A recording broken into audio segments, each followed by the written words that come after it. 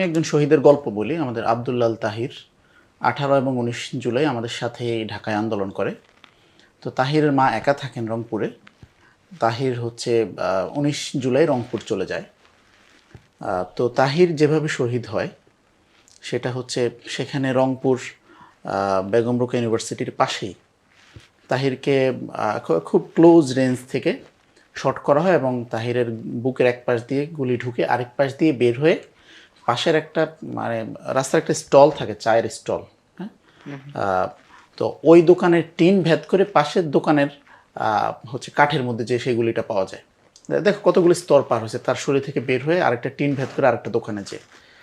তো এইভাবে মানে আমরা প্রচুর স্টোরি, প্রত্যেকটা শহীদের গল্প, এটা আমাদেরকে বারংবার এই শপথের মধ্যে উজ্জীবিত করে যে এত পরিমাণ রক্ত ঝরানোর পর এই ফ্যাসিস্ট হাসিনা বা এই ফ্যাসিস্ট রেজিম এটা আসলে আর টিকে থাকতে পারে না। আমাদেরকে অবশ্যই এটার পতন ঘটাইতে হবে, তাকে উৎখাত করতে হবে এবং বাংলাদেশের মানুষের মুক্তি নিশ্চিত করতে হবে।